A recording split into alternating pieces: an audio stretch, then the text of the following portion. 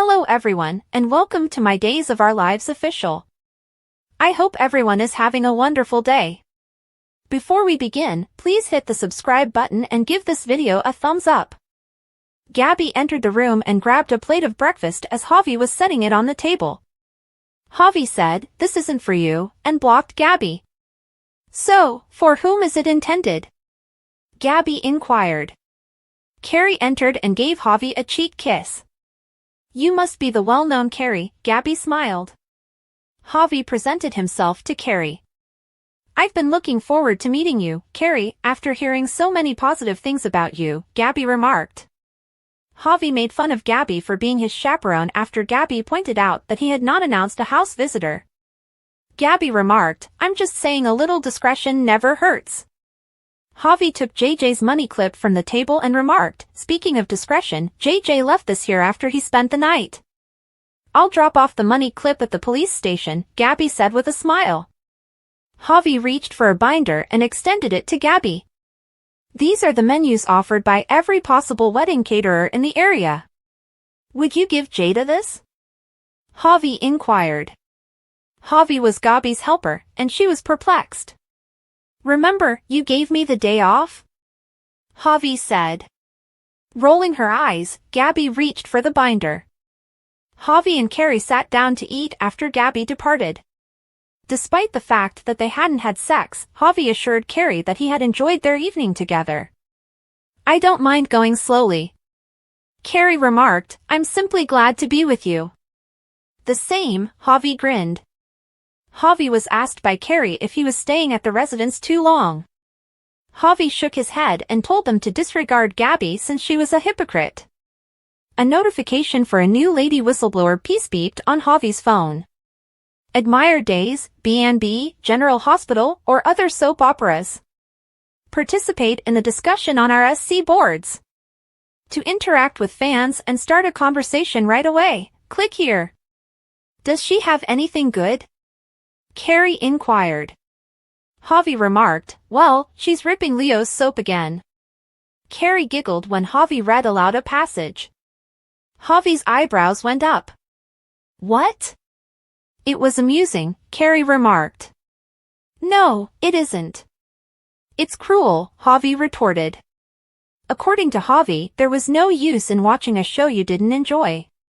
Kerry retorted that it might be hard to quit watching the show after years of doing so.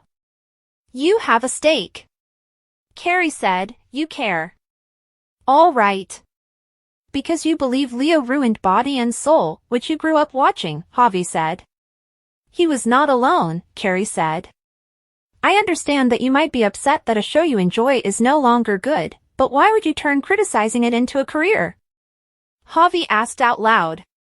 Kerry remarked, "Because you love it and you know how great it could be." Javi noted that the logic was nonsensical and shook his head. Kerry didn't agree. Leo knocked on the door when Abe and Paulina were enjoying breakfast at the Carver Price residence. Leo grabbed a piece of Abe's bacon and pointed out that because of his cholesterol, Abe shouldn't eat bacon. Paulina chimed in, "I have the elevated cholesterol." Abe inquired about Leo's needs. Leo begged Abe to cast Hattie as Charlemagne again.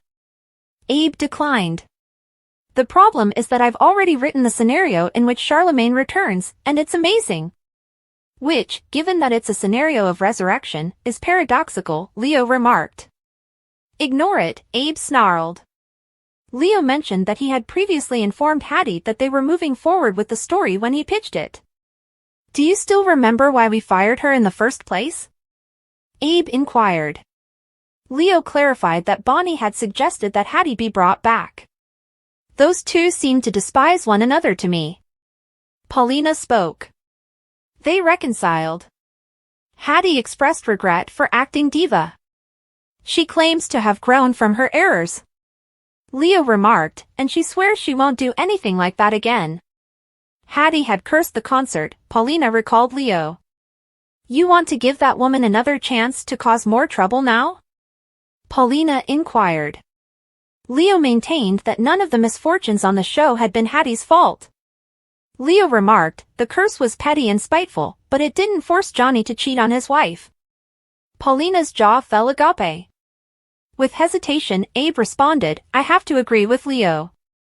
Leo reminded out that it was Lady Whistleblower, not Hattie, who was the root of all the issues. Paulina questioned, you're saying that Lady Whistleblower ruined those cupcakes and persuaded Johnny to return to Joy's hotel room? Leo acknowledged that those problems could not be attributed to the gossip columnist. But by ruining my stories and my personal life, she has created a great deal of chaos, Leo remarked. Leo grumbled that he had had to spend more time revising his future plots as a result of Lady Whistleblower. Leo remarked, I was able to combine all of the storylines into one large, exquisite document. Leo complained that Lady Whistleblower had ruined everything in her column before he could air the stories on the broadcast. Leo screamed, I had to trash the whole thing. Regarding Lady Whistleblower's most recent essay, Leo voiced his displeasure to Abe. Leo countered, she has totally ruined our production and now she is demanding that I be fired, which you cannot do, Abe, because there is no merit to anything that wannabe whistleblower has to say. Leo promised to track down Lady Whistleblower and file a defamation lawsuit against her. Abe told Leo that he and Kate had given Stephanie the assignment to find out who Lady Whistleblower was. Paulina stated, Stephanie went to Chad and asked him to reveal Lady Whistleblower's identity. She's getting paid anonymously, but he doesn't know who she is, Abe continued. Leo moaned. Leo shook his head and said he was surprised that Chad was comfortable with the arrangement. No longer. Paulina stated, Stephanie persuaded Chad that he is not required to conceal the identity of someone who is using his newspaper only to ruin our show. Leo grinned with pride. Paulina told Leo that a bank in Rochester, New York, had received the funds. Who knows if Lady Whistleblower lives or is from there? Abe said. This is enormous. We just need to locate Mrs. Rochester now, Leo remarked. Leo declared that he would ask Rafe to follow up on the lead by traveling to Rochester. Abe pointed out that funding for a private investigator was non-existent. Are you not interested in learning who is undermining our show?